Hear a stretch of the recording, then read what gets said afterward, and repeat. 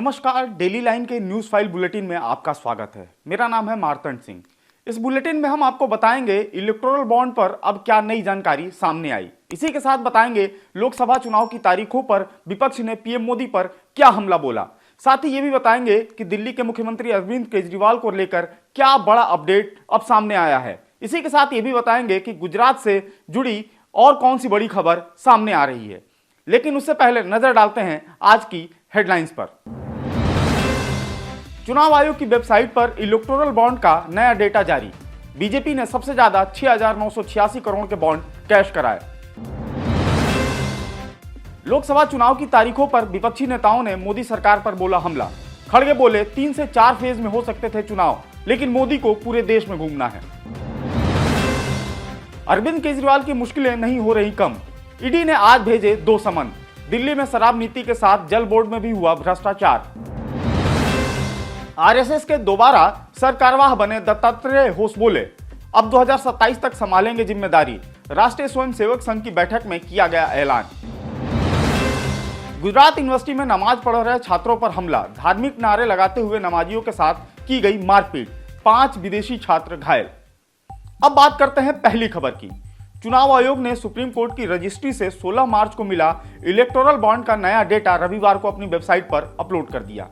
नए डेटा में financial year 2017-18 के बॉन्ड्स की जानकारी शामिल है। आयोग ने 14 मार्च को 763 पेज की 2 लिस्ट में अप्रैल 2019 के बाद खरीदे या कैश किए गए बॉन्ड्स की जानकारी वेबसाइट पर अपलोड की थी। एक लिस्ट में बॉन्ड खरीदने वालों की जानकारी तो वहीं दूसरी में राजनीतिक दलों को मिले बॉन्ड की डिटेल थी। सुप्रीम कोर्ट के निर्देश पर स्टेट बैंक ऑफ इंडिया ने 14 मार्च को बॉन्ड से जुड़ी जानकारी चुनाव आयोग को दी थी। इसमें बॉन्ड के यूनिक अल्फा न्यूमेरिक नंबर्स नहीं थे, जिस पर बाद में कोर्ट ने 15 मार्च को स्टेट बैंक को नोटिस जारी कर 18 मार्च तक जवाब मांगा है। आपको बता दें, चुनाव आयोग ने जो डेटा जारी किया है उसके मुताबिक भाजपा ने कुल 6,986 करोड़ रुपए के चुनावी बॉन्ड कैश कराए हैं। पार्टी को 2019-20 में सबसे ज्यादा 2,555 करोड़ रुपए मिले। बात करते हैं अगली बड़ी खबर की। 16 मार्च को लोकसभा चुनाव की तारीखों का ऐलान हो गया है। चुनाव आयोग इस बार देश में 7 चरणों में चुनाव कराने जा रहा है। पहले चरण की वोटिंग 19 अप्रैल को होगी और 7वें चरण के लिए 1 जून को मतदान किया जाएगा। वहीं पहली वोटिंग के ठीक 46 दिन बाद 4 जून को नतीजे आएंगे। वहीं चुनाव के लंबे शेड्यूल को लेकर विपक्षी पार्टियों ने कई सवाल उठाए हैं। कांग्रेस, टीएमसी, शिवसेना, उद्धव गुट, एनसीपी, शरद गुट समेत डीएमके नेताओं ने मोदी सरकार पर निशाना साधा है। कांग्रेस अध्यक्ष मल्लिकार्जुन खड़गे ने कहा है कि यह चुनाव 3 से 4 फेज में हो सकते थे, लेकिन 7 फेज का मतलब है कि मोदी को पूरे देश में घूमना है। इससे उनको प्रचार के लिए ज्यादा मौका मिलेगा। वहीं टीएमसी नेता और पश्चिम बंगाल की फाइनेंस मिनिस्टर चंद्रिमा भट्टाचार्य ने कहा कि 7 फेज तक चुनाव को खींचने से बड़ी जेब वाली पार्टी को फायदा मिलेगा। कांग्रेस नेता पवन खेड़ा ने भी भाजपा पर हमला बोलते हुए कहा है कि इस बार के चुनाव कई घोटालों की आड़ में हो रहे हैं। अगली बड़ी खबर की अगर बात करें तो राष्ट्रीय स्वयंसेवक संघ यानी आरएसएस की अखिल भारतीय प्रतिनिधि सभा ने सरकारवाह पद के लिए दत्तात्रेय होसबोले को फिर से चुना है। दत्तात्रेय होसबोले अब सरकारवाह पद पर 2027 तक बने रहेंगे। ये फैसला नागपुर में हो रही आरएसएस की प्रतिनिधि सभा की बैठक में लिया गया। बता दें कि आरएसएस की वार्षिक 3 दिवसीय अखिल भारतीय प्रतिनिधि सभा 15 मार्च को रेशिम बाग के स्मृति भवन परिसर में हुई थी। यह बैठक 6 साल बाद आरएसएस के मुख्यालय नागपुर में हो रही है। जानकारी के मुताबिक इस बैठक में आरएसएस से जुड़े विभिन्न संगठनों के लगभग 1,500 से अधिक प्रतिनिधियों ने भाग लिया। अब बात करते हैं अगली खबर की। दिल्ली के शराब घोटाले केस में प्रवर्तन निदेशालय की कार्रवाई जारी है। ईडी ने आज यानी 17 मार्च को मुख्यमंत्री अरविंद केजरीवाल को और 2 समन भेजे हैं। ईडी ने पहला समन शराब घोटाले केस में भेजा है, जो कि इस केस में 9वां समन है। अब ईडी ने उन्हें 21 मार्च को पूछताछ के लिए बुलाया है। इससे पहले ईडी उन्हें 8 समन भेज चुकी है। हालांकि वे एक बार भी पूछताछ के लिए पेश नहीं हुए। वहीं दूसरा समन दिल्ली जल बोर्ड में हुई मनी लॉन्ड्रिंग केस का है। इस मामले में ईडी ने उन्हें 18 मार्च को पूछताछ के लिए बुलाया है। बता दें, सीबीआई ने जुलाई 2022 में बोर्ड की टेंडर प्रोसेस में हुए भ्रष्टाचार और रिश्वतखोरी को लेकर एफआईआर दर्ज की थी। ईडी ने सीबीआई की इसी एफआईआर को आधार बनाया है। दिल्ली जल बोर्ड की टेंडर प्रक्रिया में अनियमितताओं के 2 मामलों की जांच शुरू की थी।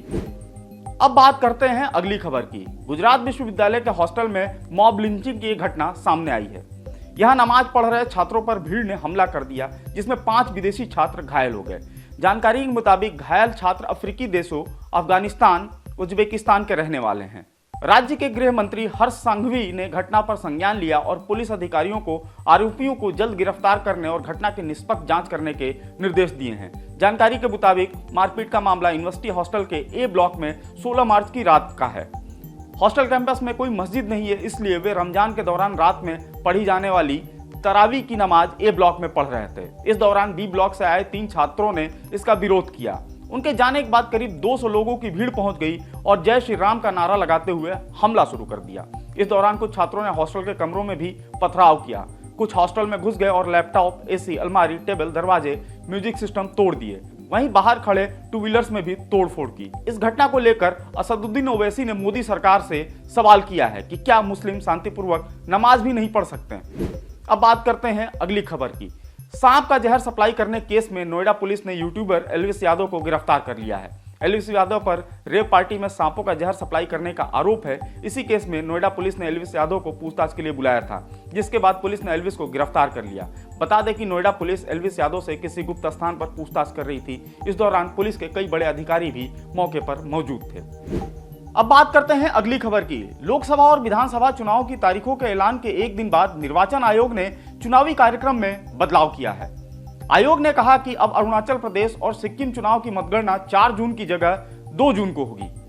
बीती 16 तारीख को चुनाव आयोग ने लोकसभा चुनाव के 19 अप्रैल से 7 चरणों में शुरू होने की घोषणा की थी। विधानसभा चुनाव में पड़े वोटों की गिनती लोकसभा चुनाव के वोटों के साथ 4 जून को ही की जानी थी। लेकिन चुनाव आयोग ने कहा कि चूंकि दोनों विधानसभाओं का कार्यकाल 2 जून को समाप्त हो रहा है, इसलिए मतगणना की तारीख पहले कर दी गई है।